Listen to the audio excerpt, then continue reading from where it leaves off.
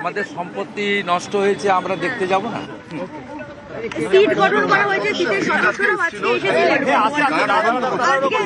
আজকে সদস্য পীযূষ পান্ডার নেতৃত্বে তারা এখানে এসেছিলেন, মিনিট 15 ছিলেন, তারপর কমিশনারের অফিস। এই এসআইটি এবং এক্স জাস্টিস রিটায়ার্ড জাস্টিস অসীম রায়ের নেতৃত্বে কমিটিকেই আমরা মানি না। যারা এসআইটি রয়েছে রাজীব কুমার এবং সিপি বিধাননগর রয়েছে এডিজি র্যাঙ্ক বা আইজি র্যাঙ্কের অফিসার, তারা কি ডিজির বিরুদ্ধে তদন্ত পারে না, কিন্তু মমতা ব্যানার্জির রাজত্বে সবই হয়। মমতা ব্যানার্জির রাজত্বে সব হয়। কেউ রিটায়ার করে না, দেখেন না? আলাপন বন্দ্যোপাধ্যায় রিটায়ার করে না, হরিকৃষ্ণ দ্বিবেদী রিটায়ার করে না, কেউ রিটায়ার করে না। মনোজ পন্ত রিটায়ার করবে না।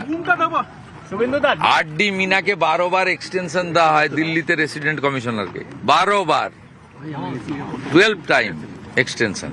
এখানে দেহত্যাগ না করলে কেউ পদত্যাগ করে না। 24 ঘন্টার মধ্যে ডিজিকে এবং সিপিকে শোকজের আমরা রিটায়ার্ড জাস্টিসের নেতৃত্বে মমতা ব্যানার্জির মন গড়া কমিটিই মানি না। সেই কারণেই কোর্টে গেছি। আগামীকাল অ্যাক্টিং চিফ জাস্টিসের কাছে মামলা রয়েছে। আমরা চাই ইন্ডিপেন্ডেন্ট রাজ্য সরকারের প্রভাব মুক্ত। মূল অভিযোগ রাজ্য সরকারের বিরুদ্ধে, রাজ্য সরকারের অনেকগুলো উইংসের বিরুদ্ধে। Law and order, discipline, traffic ম্যানেজমেন্টের দায়িত্ব ছিল পুলিশের বিরুদ্ধে অভিযোগ। পুলিশ রাজ্য সরকারের বড় উইংস।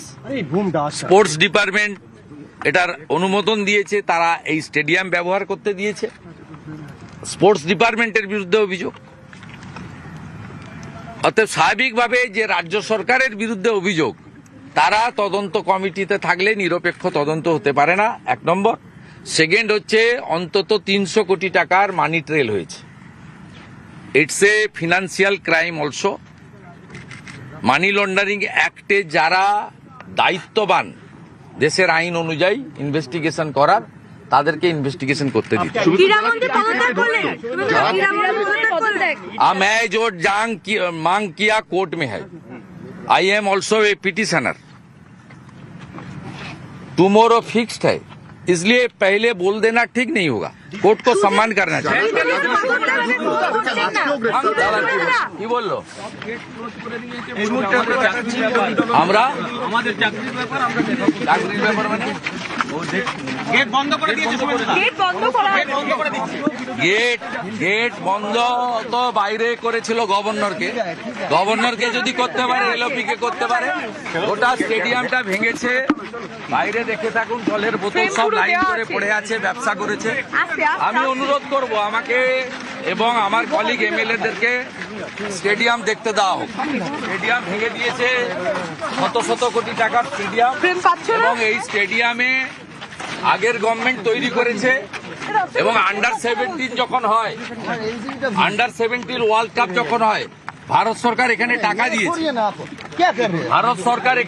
দিয়েছে। রিমডেলিং করার জন্য 2017 সালে। গেট তো বন্ধ, গেট বন্ধ করে গেটের বাইরে থাকবো।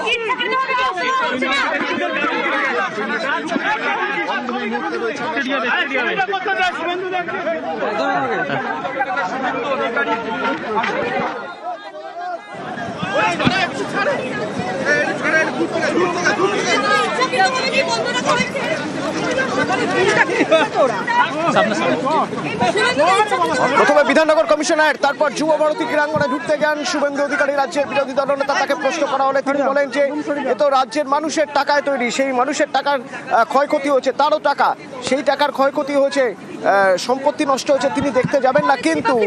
কিন্তু তিনি যে দেখতে যাবেন, যুব ভারতীর সবকটা দরজাই, সবকটা গেট বন্ধ করে দেওয়া হলো।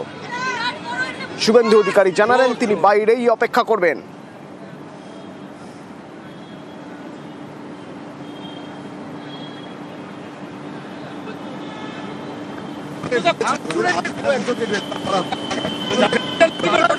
আমরা চাইবো কালকে যুবকদেরকে গ্রেপ্তার করেছে, আমরা ওদের লিগ্যাল সাপোর্ট দেবো। শ্রমিক দা এক্ষুনি বলেছে, আমিও বলছি, ফুল লিগ্যাল সাপোর্ট দেবো। হ্যাঁ, ফুল। আমরা ওই এফআইআর এর কোয়াশিং চাইবো। চলো, ওদের অ্যাডমিনিস্ট্রেটিভ অফিসটা কোথায়? বিরোধী দলের নেতা শুভেন্দু অধিকারী তিনি প্রবেশ করেছেন যুবমোর্চা এই প্রমোদ। এবং এই ঘটনায় হচ্ছে ভ্যান্ডালিজমের ভাই ওখানে বলে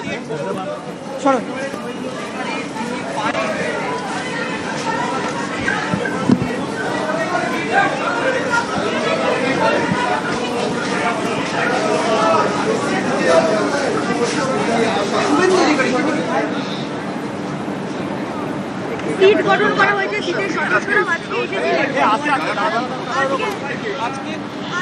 শুভেন্দু অধিকারী সরাসরি দেখছেন যুবভারতী ক্রীড়াঙ্গনে, তিনি যুবভারতী ক্রীড়াঙ্গনে গেট বন্ধ, তিনি বাইরে অপেক্ষা করবেন বলছেন প্রয়োজন আইনি সহায়তা, আইনের পথে হাঁটবেন। সম্পত্তি নষ্টের কথা বলছেন, এত কোটি টাকার সম্পত্তি নষ্ট হচ্ছে, এই যে ভাঙচুর হয়েছে, সম্পত্তি নষ্ট হয়েছে, তার মূল কারণ মেসিকে দেখতে না পাওয়া। কেন মেসিকে দেখতে পাওয়া যায়নি? তিনি স্টেডিয়ামে এসেছিলেন, তারপরেও তার কারণ তাকে ঘিরে থাকা প্রচুর মানুষ। এরা কারা?